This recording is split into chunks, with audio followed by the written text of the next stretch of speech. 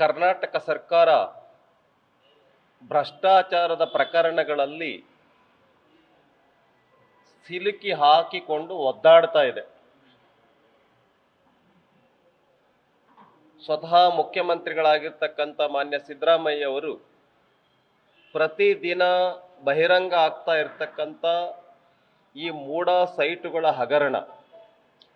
ಒಂದ್ಸರಿ ಹೇಳಿದ್ರು ಮುಖ್ಯಮಂತ್ರಿಗಳಾಗಿರ್ತಕ್ಕಂಥ ಸಿದ್ದರಾಮಯ್ಯ ಅವರು, ನಾನು ಯಾರಿಗೂ ಪತ್ರ ಬರೆದಿಲ್ಲ, ನನ್ನ ಪತ್ನಿನೂ ಕೂಡ ಯಾರಿಗೂ ಪತ್ರ ಬರೆದಿಲ್ಲ ಅಂತ.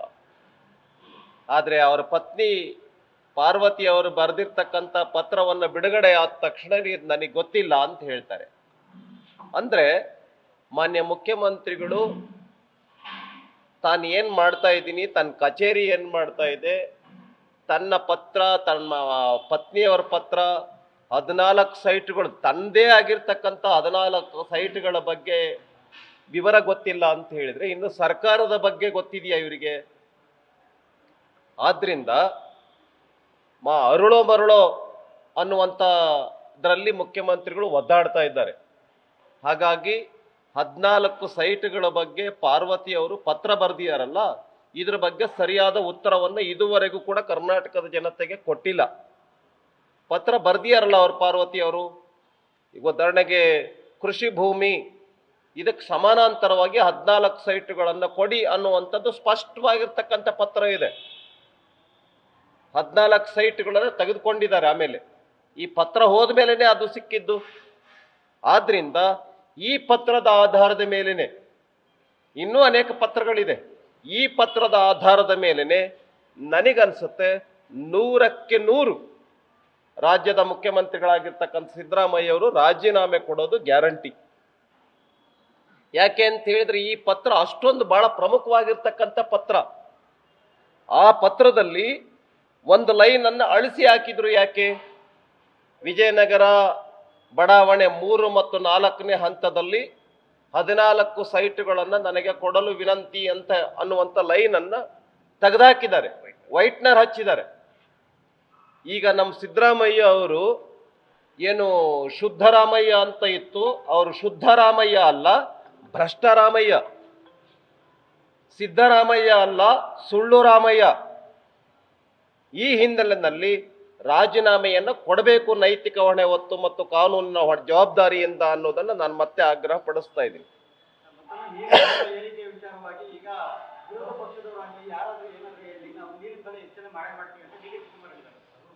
ಇನ್ನ ನೀರಿನ ದರದ ಬಗ್ಗೆ ಈ ಸರ್ಕಾರ ಹೇಗಿದೆ ಅಂತ ಹೇಳಿದ್ರೆ, ತಾನು ಯಾವ ಆಶ್ವಾಸನೆಯನ್ನು ಕೊಟ್ಟು ಅಧಿಕಾರಕ್ಕೆ ಬಂತು, 5 ಗ್ಯಾರಂಟಿಗಳನ್ನ ಜನಕ್ಕೆ ಆಶ್ವಾಸನೆ ಕೊಟ್ಟು ಆ 5 ಗ್ಯಾರಂಟಿಗಳನ್ನ ಫುಲ್ಫಿಲ್ ಮಾಡೋದಕ್ಕೋಸ್ಕರ, ಈಡೇರಿಸೋದಕ್ಕೋಸ್ಕರವಾಗಿ ನಿರಂತರವಾಗಿ ಬೆಲೆಯನ್ನು ಏರಿಕೆ ಮಾಡ್ತಾ ಇದೆ. ವಿದ್ಯುತ್ ದರವನ್ನು ಏರಿಕೆ ಮಾಡ್ತು.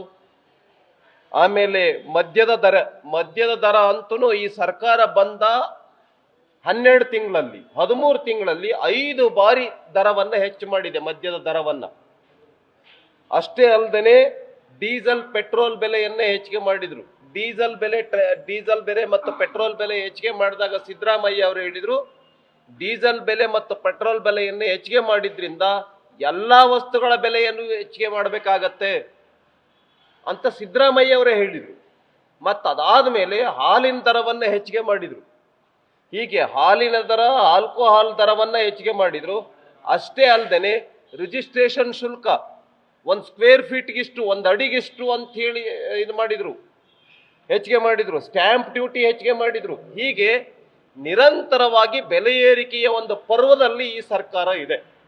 ಜನ ಶಾಪ ಹಾಕ್ತಾ ಇದ್ದಾರೆ, ಈ ಸರ್ಕಾರ ಬೇಗ ತೊಲಗಬೇಕು ಅಂತೇಳಿ ಬೇಸತ್ತು ಹೋಗಿದ್ದಾರೆ ಈ ಒಂದು ಬೆಲೆ ಏರಿಕೆಯ ಕಾರಣದಿಂದ. ರೈತರಂತೂ ಕೂಡ ಬಿಜೆಪಿ ಸರ್ಕಾರ ಇರೋವರೆಗೆ ಟ್ರಾನ್ಸ್ಫಾರ್ಮರ್ಗಳನ್ನ ಹಾಕೋದಕ್ಕೆ ನಮ್ಮ ಹತ್ರ ಉಚಿತವಾಗಿತ್ತು ನಮ್ಮ ಸರ್ಕಾರ ಇದ್ದಾಗ. ಈಗ ರೈತರು 2.5 ಇಂದ 3 ಲಕ್ಷ ರೂಪಾಯಿ ಹಣವನ್ನ ತೆರಬೇಕಾಗಿದೆ ಟ್ರಾನ್ಸ್ಫಾರ್ಮರ್ ಶುಲ್ಕ. ಹೀಗೆ ಬೆಲೆ ಏರಿಕೆಯನ್ನ ಹೆಚ್ಚಿಗೆ ಮಾಡ್ತಕ್ಕಂಥ ಸರ್ಕಾರ ಇದು. ಈಗ ಹೇಳ್ತಾ ಇದ್ದಾರೆ ಡಿ.ಕೆ. ಶಿವಕುಮಾರ್, ಬೆಂಗಳೂರಿನವರ ಉಪಕಾರ ಸ್ಮರಣೆ ನನಗೆ ಬೇಕಾಗಿಲ್ಲ, ಬೆಂಗಳೂರಿನವರು ನನಗೇನು ಭಾಳ ಒಳ್ಳೇದು ಮಾಡಿಲ್ಲ. ಹಾಗಾಗಿ ನಾನು ನೀರಿನ ದರವನ್ನು ಹೆಚ್ಚು ಮಾಡೋನೆ. ಬೆಂಗಳೂರಿನವ್ರು ಏನು ಅಂದ್ಕೊಂಡ್ರು ನಾನು ಚಿಂತೆ ಮಾಡಲ್ಲ. ಆದರೆ ನೀರಿನ ದರವನ್ನು ಮಾತ್ರ ಏನು ಅಂದ್ಕೊಂಡ್ರು ಕೂಡ ನಾನು ದರವನ್ನು ಹೆಚ್ಚು ಮಾಡೇ ಮಾಡ್ತೀನಿ ಅಂತ ಹೇಳಿದ್ದಾರೆ. ಒಂದು ಸವಾಲು ನಾನು ಹಾಕ್ತೇನೆ ಈ ಸರ್ಕಾರಕ್ಕೆ. ಈ ಸರ್ಕಾರದಲ್ಲಿ ಬೆಂಗಳೂರಿನೊಳಗಡೆ ಏನು ಮಳೆಯಿಂದಾಗಿ ಗುಂಡಿ ಬಿದ್ದಂಥ ರಸ್ತೆಗಳನ್ನು ಸರಿಪಡಿಸೋಕ್ಕಾಗ್ತಾ ಇಲ್ಲ. ಈ ರೀತಿ ಈ ಸರ್ಕಾರ ಗುಂಡಿಗಳಲ್ಲಿ ಬಿದ್ದು ಒದ್ದಾಡ್ತಾ ಇದೆ. ಭ್ರಷ್ಟಾಚಾರದ ಪ್ರಕರಣದಲ್ಲಿ ಸಿಕ್ಕಾಕೊಂಡು ಒದ್ದಾಡ್ತಾ ಇದೆ. ಈಗ ಮತ್ತೆ ನೀರಿನ ದರವನ್ನು ಹೆಚ್ಚಿಗೆ ಮಾಡ್ತೀವಿ ಅಂತ ಹೇಳೋದನ್ನ ಭಾರತೀಯ ಜನತಾ ಪಾರ್ಟಿ ಬಹಳ ತೀವ್ರವಾಗಿ ವಿರೋಧ ಮಾಡುತ್ತೆ. ಒಂದು ವೇಳೆ ಹೆಚ್ಚಿಗೆ ಮಾಡಿದ್ದೆ ಆದರೆ ನಿರಂತರವಾಗಿರ್ತಕ್ಕಂಥ ಹೋರಾಟವನ್ನು ನಾವು ಮಾಡ್ತೇವೆ ಅನ್ನುವಂಥ ಎಚ್ಚರಿಕೆಯನ್ನ ಈ ಸರ್ಕಾರಕ್ಕೆ ಕೊಡ್ತೇವೆ. ಇನ್ನು ಭ್ರಷ್ಟಾಚಾರವನ್ನು ಮುಚ್ಚಾಕೋದಕ್ಕೆ ಈ ಸರ್ಕಾರ ಏನ್ ಮಾಡ್ತಾ ಇದೆ ಅನ್ನೋದಕ್ಕೆ ಒಂದು ಸಾಕ್ಷಿ. ಫಾರ್ ಎಕ್ಸಾಂಪಲ್, ಮಹರ್ಷಿ ವಾಲ್ಮೀಕಿ ಅಭಿವೃದ್ಧಿ ನಿಗಮದಲ್ಲಿ 187 ಕೋಟಿ ರೂಪಾಯಿ ಹಣ ಅಭಿವೃದ್ಧಿ ನಿಗಮದಿಂದ MG ರೋಡ್ನ ಒಂದು ಯೂನಿಯನ್ ಬ್ಯಾಂಕಿಗೆ ವರ್ಗಾವಣೆ ಆಯಿತು. ಅಲ್ಲಿಂದ ತೆಲಂಗಾಣಕ್ಕೆ ವರ್ಗಾವಣೆ ಆಯಿತು, ಬೇರೆ ರಾಜ್ಯಕ್ಕೆ. ಆ ಹಣದಲ್ಲಿ ಸಿಕ್ಕಾಕೊಂಡಿರ್ತಕ್ಕಂಥ ನಾಗೇಂದ್ರ ಅವರು ರಾಜೀನಾಮೆಯನ್ನು ಕೊಟ್ಟರು. ರಾಜೀನಾಮೆ ಕೊಟ್ಟಿದ್ಯಾಕೆ ಅಂತ ಹೇಳಿದ್ರೆ, ನಾಗೇಂದ್ರ ಅವರು ಈ ಒಂದು ಹಣದ ವರ್ಗಾವಣೆಯಲ್ಲಿ ಬಹಳ ದೊಡ್ಡ ಪಾತ್ರವನ್ನು ವಹಿಸಿದ್ರು ಅನ್ನೋ ಕಾರಣಕ್ಕೆ. ಈಗ 2 FIRನಲ್ಲಿ SIT ರಚನೆ ಮಾಡಿರ್ತಕ್ಕಂಥ 2 FIRನಲ್ಲಿ ನಾಗೇಂದ್ರ ಅವರ ಹೆಸರನ್ನ ಕೈ ಬಿಡಲಾಗಿದೆ. ಇದನ್ನ ಭಾರತೀಯ ಜನತಾ ಪಾರ್ಟಿ ಬಹಳ ಕಠೋರವಾಗಿ ವಿರೋಧ ಮಾಡುತ್ತೆ. ಕೂಡಲೇ ನಾಗೇಂದ್ರ ಅವರ ಹೆಸರನ್ನ FIRನಲ್ಲಿ ಸೇರಿಸಬೇಕು. ಇಲ್ಲ ಅಂತ ಹೇಳಿದ್ರೆ ಈ FIRನಲ್ಲಿ ಹೆಸರು ಸೇರಿಸದೇ ಇರೋದಕ್ಕೆ DK ಶಿವಕುಮಾರ್ ಅವರು ಮತ್ತು ಸಿದ್ದರಾಮಯ್ಯ ಅವರೇ ನೇರ ಹೊಣೆ. SITಗೆ ತನಿಖೆ ಕೊಡಬೇಡಿ ಅಂತ ನಾವು ಹೇಳ್ತಾ ಇದ್ವಿ, CBIಗೆ ಕೊಡಿ ಅಂತ ಹೇಳ್ತಾ ಇದ್ವಿ.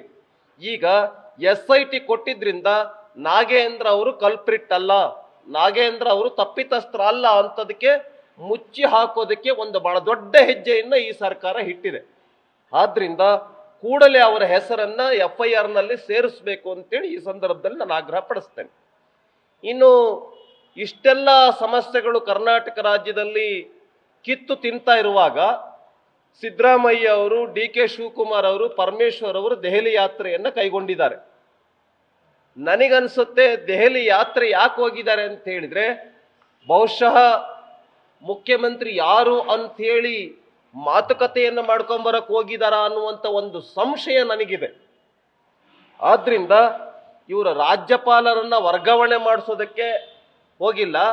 ರಾಜ್ಯಪಾಲರು ಸ್ಯಾಂಕ್ಷನ್ ಕೊಟ್ಟಿದ್ದಕ್ಕೆ, ರಾಜ್ಯಪಾಲರು ಪ್ರಾಸಿಕ್ಯೂಷನ್ಗೆ ಅನುಮತಿ ಕೊಟ್ಟಿದ್ದಕ್ಕೆ ರಾಜ್ಯಪಾಲರ ವಿರುದ್ಧವಾಗಿ ಹೋರಾಟವನ್ನ ಮಾಡೋದಕ್ಕೆ ಮಾತುಕತೆ ಮಾಡ್ಕೊಂಬರ್ತೀವಿ ಅಂತ ಏನು ಹೇಳಿದ್ದಾರೆ, ಅದಲ್ಲ.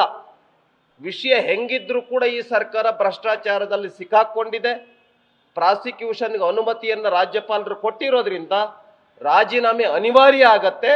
ಮುಂದಿನ ಮುಖ್ಯಮಂತ್ರಿ ಯಾರು ಅನ್ನುವಂಥದ್ರ ಬಗ್ಗೆ ಮಾತುಕತೆ ಮಾಡ್ಕೊಂಬರಕ್ಕೆ ಹೋಗಿದ್ದಾರೆ ಅನ್ನುವಂಥ ಒಂದು ದೊಡ್ಡ ಗುಮಾನಿ ನಮಗೆ ಇದೆ ಅಂತೇಳಿ ಈ ಸಂದರ್ಭದಲ್ಲಿ ನಾನು ಹೇಳೋದಕ್ಕೆ ಬಯಸ್ತೇನೆ. ನ್ಯೂಸ್ ಫಸ್ಟ್, ನಿರ್ಭೀತಿಯಿಂದ ನಿಮ್ಮ ಪರವಾಗಿ.